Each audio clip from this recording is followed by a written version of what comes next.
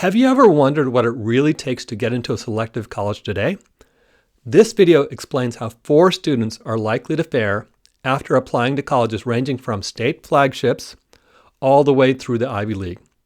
And near the end, I will describe what prevents kids with terrific academic profiles from being admitted to the most selective colleges. Hello, my name is Prabhu Kavi, creator of Reach for College, the only YouTube channel dedicated to providing free college counseling advice. I believe that everyone deserves high-quality college counseling regardless of income, and providing this advice has become my mission during retirement. For more information about me and why I am doing this, you can click on the link above. The way I am going to explain this is by introducing 4 example students, each with different academic and extracurricular strengths, and explain where and why they are likely to be admitted to certain colleges based upon these strengths and not to other ones. These hypothetical students, Chris, Sarah, Isaac, and Audrey, are blended and anonymized versions of students I have coached in the past few years, and all put into one fictional high school for direct comparison.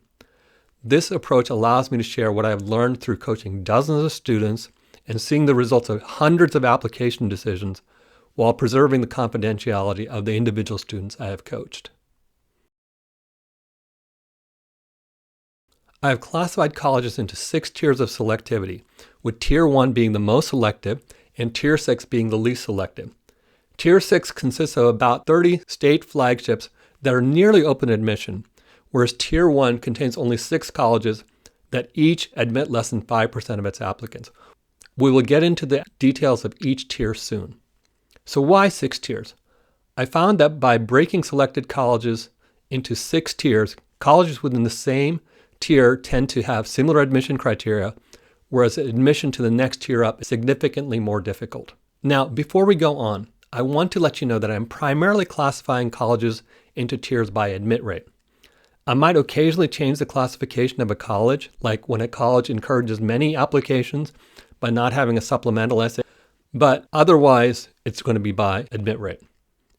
Now, I want to make it clear right from the very beginning, selectivity is separate from quality, and you can get a quality education from every college I mentioned in this video, whether it is Tier 1, Tier 6, or anything in between. Finally, I won't be mentioning liberal arts colleges in this video. I fully recognize many liberal arts colleges are excellent, and I'm only excluding them here to simplify the explanation. You can use the guidelines I mentioned here to classify liberal arts colleges on your own. I now want to provide a brief overview as to what kinds of things change as we go from less selective colleges to more selective colleges. In terms of the overall approach, less selective colleges are more formulaic in their admissions process, whereas the more selective colleges are holistic, which in essence means that a college can consider anything it wants as part of the application decision process. More on that later. So how does this translate to the criteria that colleges actually consider? The lower tier colleges, which are more formulaic, definitely look at GPA, usually look at rigor, and most consider standardized test scores, although not all colleges require them. Now, I'm going to do a very brief aside about standardized test scores.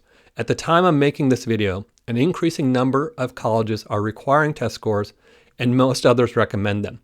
For that reason, I recommend you also take standardized tests, and you can decide later whether or not to submit them to test optional colleges. I'm including test scores in this video to give you an idea of what scores are helpful at each tier. Now, moving on to the more selective colleges, not only do they consider GPA, rigor, and test scores, they also give considerable importance to your extracurriculars, essays, and teacher recommendations. Also, a brief comment up here about financial aid. The less selective colleges are often pretty generous with merit scholarships, usually basing them upon GPA and test scores, and sometimes rigor, to determine eligibility. In contrast, the most selective colleges offer merit aid far less often. The Ivy League, for example, offers none, and neither do MIT, Stanford, or Caltech. However, these colleges offer very generous need-based financial aid, and for some families, it's cheaper to attend these colleges if they get in than to attend their state flagship. There are some exceptions to this you should be aware of. Colleges like Rice, Duke, and Vanderbilt offer their strongest applicants merit scholarships, ranging from partial tuition to a full ride that covers tuition, room and board, and other costs. but these scholarships are very difficult to get. Another way to look at this is to compare how the admission criteria changes from Tier 6 to Tier 1. To enter the nearly open admission state flagships at Tier 6, you just need moderately good grades and test scores. Very little consideration is given to anything else. And admission to the next steps up, Tiers 5 and Tier 4, is primarily a matter of improving grades and test scores. But things change once you get to Tier 3 and above. In these tiers, top grades and top scores are considered essentially table stakes. And since students can't get above a 4.0 unweighted or above a 1600 SAT, that no longer differentiates the strongest applicants. Instead, it's really the strength of other factors that determines who gets admitted and who doesn't. And as we will see here, the non-academic factors consisting of essays, recommendations, and extracurriculars are the dominant factors for Tiers 2 and 1. With that overview complete, let's begin with a review of each of the 6 tiers, starting from Tier 6 and working our way up. Tier 6 consists of public flagships that accept over 75% of all students. It might surprise you, but at the time of creating this video, this includes about 30 of the 50 state flagships. I said earlier that these tiers are done by selectivity, not quality, and as proof, just consider some of the colleges that are in this tier and their areas of excellence. The University of Arizona has an admit rate of over 80% and is considered one of the very best places in the country to study astronomy or astrophysics. The University of Iowa is renowned throughout the country for its writing program, and the University of Missouri has a top-notch journalism program. Tier 6 also contains respected universities in states that have a highly selective flagship college. For example, the University of Michigan is too selective to fit here in Tier 6, but there's also Michigan State, which is excellent and has an admit rate over 75% and does fit in Tier 6. Together, these state flagships and alternatives teach over 200,000 freshman students. The typical admission criteria for these colleges is having a GPA of about 3.0 or higher and an SAT score of about 1100 or higher. To reinforce what I just said, here's an extract from the University of Missouri's Common Data Set report. The Common Data Set is a report that is filed annually by all colleges, and it's easily found by a Google search. There's a lot of information in these reports, including things like admit rates and ranges of colleges and test scores of admitted students. But relevant here, there is a section describing what each college says is important for admission, and I have pasted Missouri's response for that section here. We can see that Missouri has only 3 things they consider very important for admission, and they are class rank, GPA, and standardized test scores. This is pretty typical for colleges in Tier 6 with some slight variations. This is what I meant by saying admission at this tier is pretty much formulaic. Now, let's start moving a bit quicker through the rest of the tiers. Tier 5 contains both public and private colleges with an admit rate of between 50% to 75%. And together, they again have a total freshman population of about 200,000 students. Examples here include private colleges like Brigham Young University, the University of Connecticut, the University of Pittsburgh, and Rutgers. The most important criteria remains GPA and test scores, with successful applicants typically being in the top third of their class and having an SAT of 1200 or higher. But be aware that competitive majors like engineering or computer science may start having much more stringent criteria for colleges at this tier and above. Here we are looking at the University of Connecticut's CDS response for what they consider in admissions. It's in a different format, but the information is the same. UConn again says GPA, rigor, and test scores are very important determinants for admission, but we are now starting to see other factors show up as important, such as essays and recommendations. Tier 4 contains public and private colleges with an admit rate between 25% to 50%. Colleges at this level include Case Western, the University of Florida, and the University of Texas at Austin. Note that for public universities, we're talking about admit rates for in-state applicants, and the admit rate for out-of-state applicants at this tier can be considerably lower. Together, all the colleges in Tier 4 serve a freshman population of only about 110,000 students, so about half the sizes of either Tier 5 or 6. As we go up, the number of spots in the higher tiers keeps getting smaller, to the point that all the colleges in Tiers 1 through 4 add up to only about 215,000 freshmen, roughly the same size as in each of Tiers 5 and Tier 6. Typical admit criteria for colleges in this tier include being in the top 20% of the class and an SAT score of 1300 or higher. This is the tier where other criteria such as essays, extracurriculars, and recommendations start to have a significant impact. We can see this represented on the common data set for Case Western, where we see now that extracurriculars are for the very first time are being shown as very important in their applicant evaluation. Now, we're starting to move on to the highly selective colleges. Tier 3 represents colleges with an admit rate of between 10% to 25%. This is where we see the most selective public universities like Michigan, Berkeley, and UCLA. It also contains excellent private colleges like Carnegie Mellon, New York University, and Tufts. This tier represents about 18 colleges that serve a total of about 75,000 freshmen. Students admitted to these colleges are typically some of the top students in the school and also have a strong extracurricular profile. Most students who submit test scores have an ACT of 32 or higher, or the SAT equivalent. And because admission is becoming less formulaic and more holistic, in this tier, it's important for students to pay attention to every part of the application, especially essays. If we look at the common data set for one of the colleges on this list, Tufts, we see that they now list 6 categories as being very important, and 3 of them are recommendations, essays, and personal qualities, illustrating the increasing importance of non-academic factors. Tier 2 contains 11 colleges, all of them private with admit rates below 10%. The colleges in this tier include the Ivy League colleges except for Harvard, Princeton, and Yale.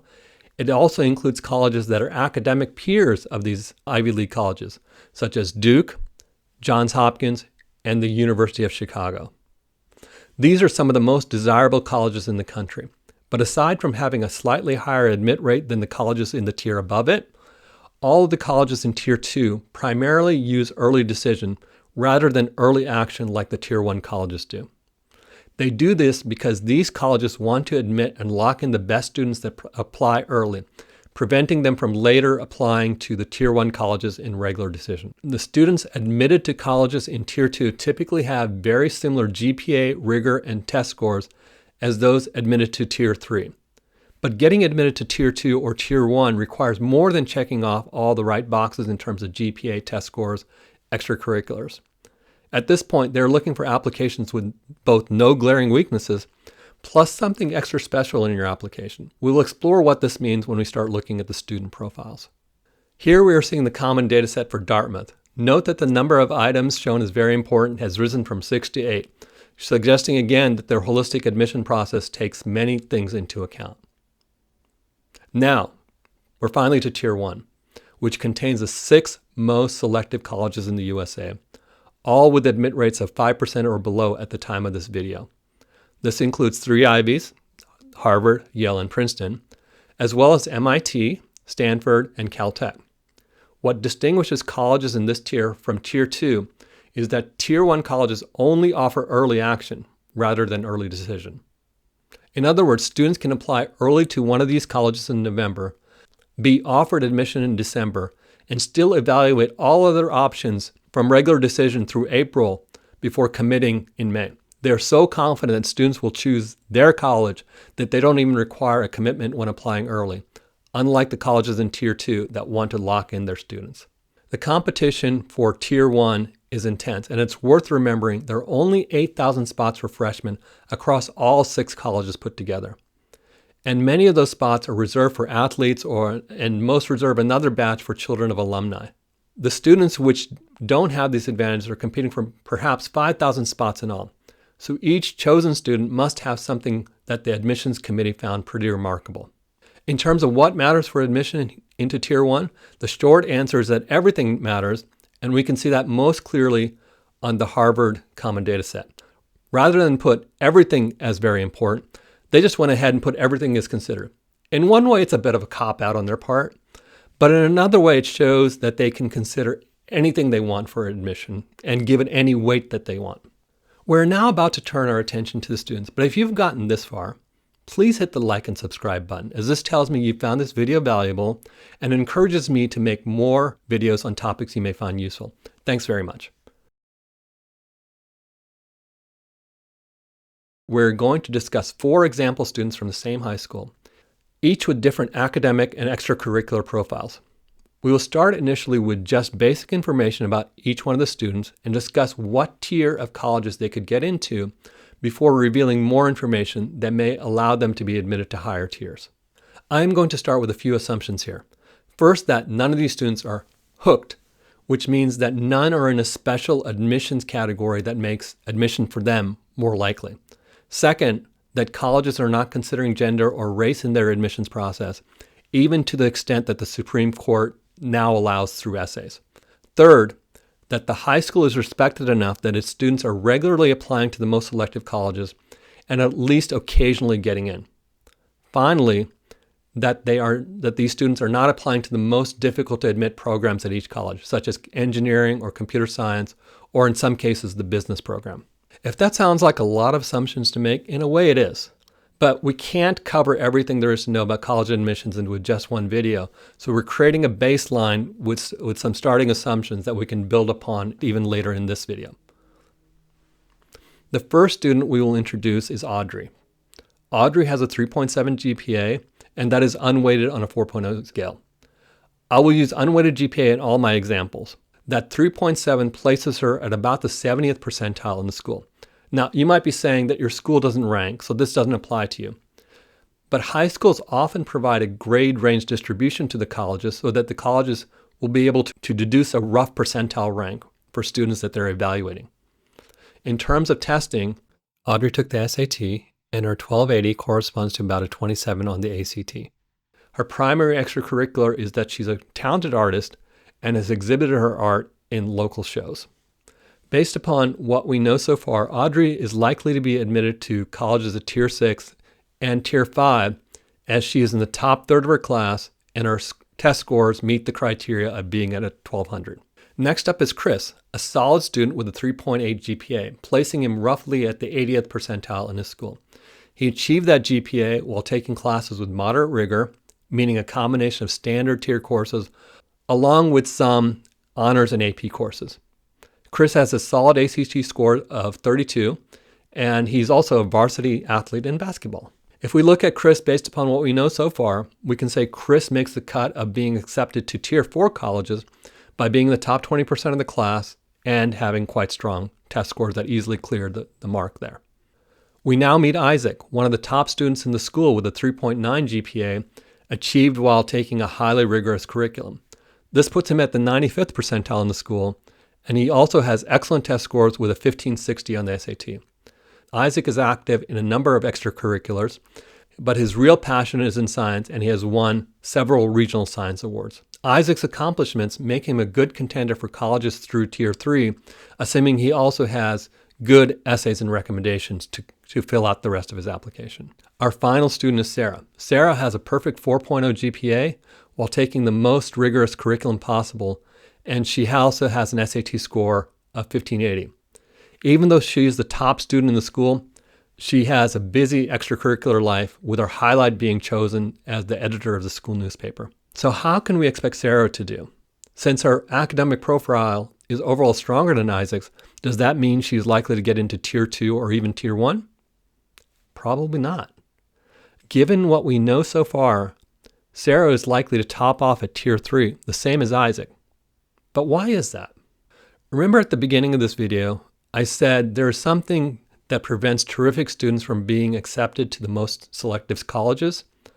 I'm now going to explain that with the concept of typical terrific. Isaac and Sarah really are terrific students, at or near the top of their school and having solid extracurriculars. But in a way, they're also typical students. There are about 30,000 high schools in the country, and every school has multiple students like Sarah and Isaac. If we just take the top 5% of the students in every school, that adds up to about 200,000 students across the country. But Tier 2 and Tier 1 has nowhere close to 200,000 spots. It actually has about 30,000 spots. So even if a small fraction of the 200,000 students apply to Tiers 2 and 1, most of them will not get in. It's just the math. Now at this point, some of you might be saying that you know of students who are no more accomplished than Isaac or Sarah and yet still made it into the most selective colleges. And I'll say that's true. There can be a few reasons why this can happen. One common reason is that they are legacy, meaning that their parents also attended the college, which gives them an admission advantage. And there are several other things which can give students an admission advantage as well, and we'll discuss a couple of those in the video. But Sarah and Isaac don't have any of these advantages. So what could make admission to these schools more likely for each of them? Let's consider Isaac first. In addition to everything we've seen about him so far, let's suppose he not only won regional science awards, but that he also got an award at the International Science and Engineering Fair, or ISEF. This type of award makes admission at Tier 2 more likely. And if it's in fact one of the very top awards given at ISEF, he has a shot at Tier 1 as well. Now, what about Sarah? What could set her apart? In addition to what we already know about her, suppose she also got a National Scholastic Writing Gold Medal, their highest award, and also that her recommendations were glowing, with some teachers saying she's the best student of their careers. And she's done all this despite coming from a family that's very poor. Remember, earlier in this video, I stated there were a number of assumptions that allowed comparing these 4 students, and also stated there are individual nuances that can affect the outcome for each student as well. We're going to explore a couple of those nuances now. Here I'm going to introduce the concept of what I call the ramp of expectations. What we're seeing in this graph is that for highly selective colleges, as family income goes up, the expectations that the college has to admit someone also goes up. If Sarah was from a higher income family, those additional accomplishments we listed certainly make her worthy for consideration to the most selective colleges, but still might not be enough for admission. On the other hand, if Sarah's application indicated that she accomplished all that despite coming from a poor family, she'd be held to a different standard. This combination of achievement, given her economic circumstances, and glowing recommendations makes Sarah a real contender for the most selective colleges, even at Tier 1. So are we done? Not just yet. Let's jump back to Chris for a minute. Suppose Chris was not just a good high school basketball player, but an excellent one good enough to be recruited into the Ivy League. If he's that good, Chris actually has a good chance of being admitted to colleges in Tier 2 or even Tier 1. Even though he's much weaker academically compared to Isaac and Sarah, he's strong enough that he's likely to graduate from just about any college. And in the eyes of the admissions officers, his athletic talent more than makes up for his relatively weaker academics. Now that we have covered the 6 tiers of selectivity and what that meant for our 4 students, let's wrap up with a few key points. The first step in selective college admissions is improve the academic areas, which are GPA, course rigor, and test scores. Doing great on these 3 areas gets you accepted into most colleges with admit rates of 50% or higher, which includes the vast majority of state flagships as well as many private colleges. Second, once you have nearly peaked out on your academic areas, your non-academic areas become increasingly more important. Colleges with admit rates below 25% require excellent academics, solid extracurriculars, well-written essays, and strong recommendations. Getting into colleges with admit rates below 10% requires something that sets you apart from the so many other typical terrific kids that apply to these colleges. In closing, I hope you found this useful as to what colleges in each tier look for. Now I want to hear from you. This is one of my very first videos, and I'm looking forward to your comments about what you thought explained well and what you think could be improved. I also look to you for guidance on future videos on what you'd like to see. I will read every comment and respond to as many as I can. Thank you, and cheers.